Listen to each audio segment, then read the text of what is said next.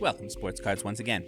Hi, I'm a sports card collector who has over the past couple of months been learning more about Marvel cards, mostly just because I'm interested in learning and because YouTube opens my eyes to a whole lot of things to learn about. So I've been kind of digging into it more, and I thought in this video I would share kind of what I've been learning, some of the things I've been finding the most interesting, some of the, and in the process I've also been learning something about the history of Marvel card sets, so I thought I'd share something about that, and as well as some of the most coveted, sought for, and sets that I've personally been drawn to more than some of the others.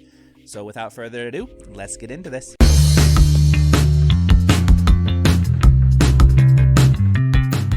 Now, I first started getting into sports cards back in my middle school years, and over the years, though I've known of the existence of other kinds of cards like Marvel cards or Magic the Gathering or Pokemon, I've never really been very interested in them, and I've never really known much about them, other than something from a distance. But in recent months, I've been gaining interest to learn more about what some of these other areas are all about. Not necessarily for the purpose of starting my own PC in these areas, at least for now, but mostly just to gain knowledge in a realm that is part of the card collecting hobby and community. And as I've been doing so, I've really been gaining an appreciation for what's out there in the Marvel card world. I've chosen to start my journey outside of sports cards learning about Marvel cards specifically because I have at least some background knowledge in this area. You know, some people might be interested that Pokemon is super popular, Magic the Gathering, maybe Star Trek cards or Star Wars cards, I don't know. But for me, a lot of those would have a much more steep learning curve because I don't really have the background knowledge, whereas with Marvel, at least I have some background experience. I know a lot of the characters from comic books I read as a kid, from Saturday morning cartoons. I used to set my alarm to wake up and watch the X-Men cartoons. And of course, you know, they're still relevant in modern movies, though I'm not as big a fan of most of the recent modern Marvel movies for the most part. Maybe there's a couple, but usually I don't like them that much. But at least I know them, and I do have some of my own favorite characters and such, and knowledge about some of it. And importantly, I also really like the artistic aesthetic of comic books and the Marvel cards. And also, since a lot of the Marvel card producers are brands I'm familiar with, like Fleer Ultra and Fleer Metal and Upper Deck and others, I feel like there's certain things I can intuitively understand about how these brands create card sets, parallels, and things like that. This helps lessen the learning curve and helps me to understand why certain cards are more highly sought and valuable and certain others aren't so much. A lot of it parallels the sports card world, so all of this is extra reason for me to think that, you know, Marvel is a more interesting place for me to start my non-sports card journey. Perhaps someday I'll dig more into the realm of maybe Pokemon, but I find it to be a much steeper learning curve as I have no prior knowledge at all to link to it to help me understand it. And honestly, when I have watched some videos about Pokemon cards, I find my eyes just kind of glaze over, my brain falls asleep, and I don't really know what's going on. Alright, now with all that being said, let's jump into a handful of Marvel card sets that I've learned about that are both highly sought by collectors and that have an artistic style that I really appreciate. I'll start with some stuff from more recent years and then gradually move back in time to some things more vintage. Number 1, the 2020 Upper Deck Marvel X-Men Metal Universe Palladium inserts. Found inside the 2020 Marvel X-Men Metal Universe packs at a rate of approximately 1 per box, these cards were some of the very first I was attracted to when I first started learning about Marvel cards. Despite their relative rarity, they aren't overly expensive, and I think they look really cool. So they were some of the first Marvel cards I actually purchased. Although, to be honest, for now, any Marvel cards I purchased are mostly just for flipping purposes. I've actually flipped quite a few of these Palladium cards already, especially on ComC, and have made a decent profit from them doing so. During the December 2021 and January 2022 ComC special event, when the minimum requirements for putting stuff up for auction on eBay were removed, I actually bought up and put up for auction several dozen Palladium cards and turned a couple bucks profit on pretty much all of them. A bit more than that on the Deadpool and a bit less than that on Toad. Stupid Toad.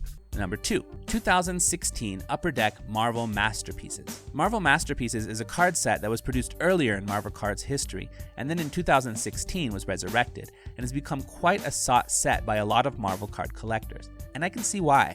The artwork on the set is spectacular and is also created by the same artist who had designed the original 1992 Marvel Masterpieces set, giving the 2016 set a more authentic connection with the set's historical roots. The entire set is made up of short printed and/or serial numbered cards, which give a set chaser a real challenge in putting together the whole set. It also costs quite a lot to do so, as this set really is quite a premium set. As well as the base cards, which are organized into different tiers, going from more common to more rare, and a few different parallels and inserts, one of the cool things in this set, and in fact in quite a few Marvel products nowadays, are the one-of-one sketch cards. I find these to be particularly cool because they are original pieces of art created specifically for that card by 150 different artists and inserted at approximately 1 per 12 packs. Some of the artists doing these are well known by collectors, some are less so, and some are really phenomenal looking, while others I'd say are less so. But the fact that they are original pieces of art that only exist on that one card is pretty cool. I think it helps give the whole set just a bit more of an air of being an art gallery and not just merely collectible cards. That's one thing I like a lot about Marvel cards actually, is that there's really an artistic aesthetic that is much more nuanced and original and creative than you can find in most sports cards.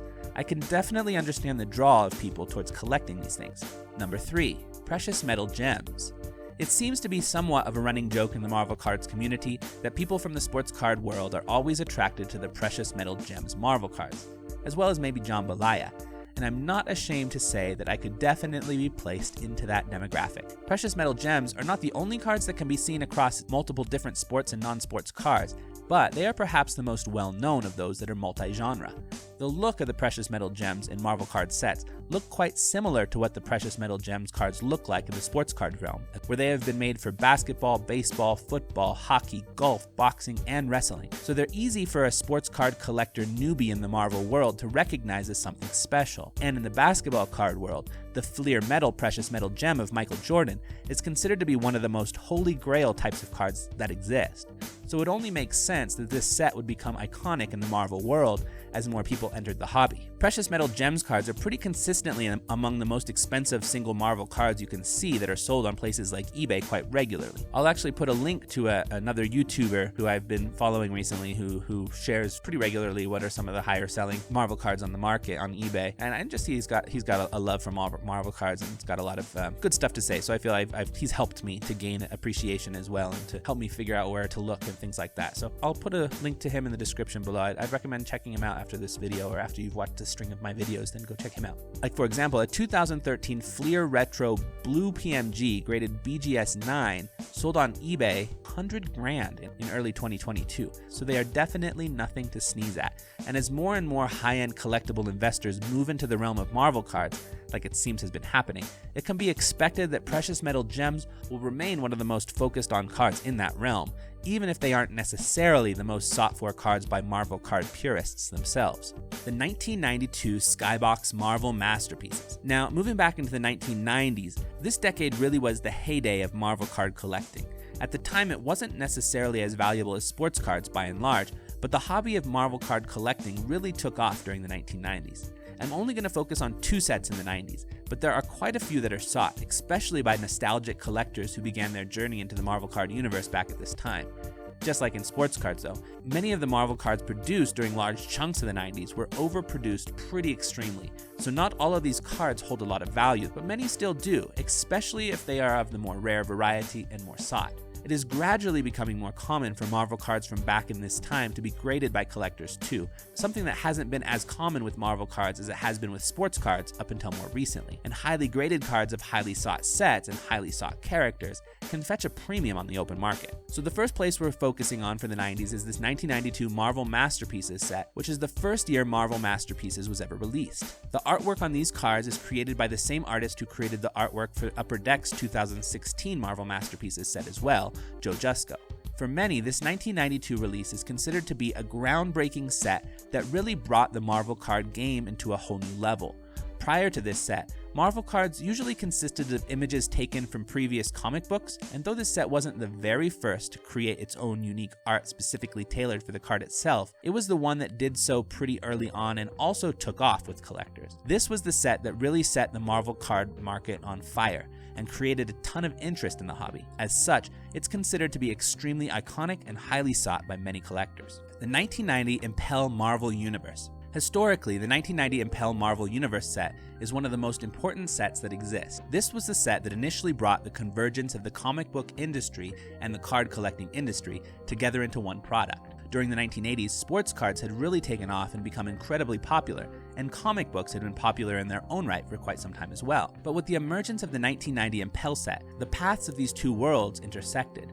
Due to this historical importance, many of the cards from this set are considered to be the first time many iconic characters appeared on cards at all. Sports card collectors who delve into the Marvel card realm might call these the rookie cards of many of the famous characters, although many Marvel card collectors would scoff at the use of the term rookie card here, thinking it's kind of a fingernails on a chalkboard way to express the first appearance of a character on a card. The hologram cards from this set are particularly beloved, and they kind of look like some of those award winner holograms from the 92-93 Upper Deck basketball set, if you're familiar with those. Number 6. The 1966 Donruss Marvel Superheroes set. For many people, when they think about the history of Marvel cards, they consider the 1990 Impel set to be the beginning of that history, built from out the foundation of the comic book world. But back in 1966, Donruss had already been experimenting with this space, and this set is very iconic now due to it being kind of the precursor of what would come much later. If you want to find the real first-time characters like Spider-Man, Captain America, and others from the Marvel Universe could be found on a card, look no further than 1966 Donruss. The set consisted of 66 cards, although there are only 6 characters in it, each featured on 11 cards. Those 6 characters are Spider-Man, Captain America, Iron Man, Daredevil, the Hulk, and Thor. 6 of the most iconic names in the Marvel Universe. As is true with vintage sports cards of the era, the base raw cards are not always that expensive to buy nowadays, although a well-graded version of them can go for a premium, and getting a high grade from this set can be extremely hard. During that same year, 1966, Topps also produced a superhero-themed set, but they were in the world of DC Comics, and their 1966 set was focused on Batman, which also makes sense since the Batman TV show at that time was extremely popular. Bam! Actually, while 1966 may be the beginning of the Marvel Universe in cards, the DC world goes back further. Back in 1940, Superman trading cards were released by the Gum Inc. Company, which was later renamed Bowman Gum Company, before they were bought by Topps in the 1950s.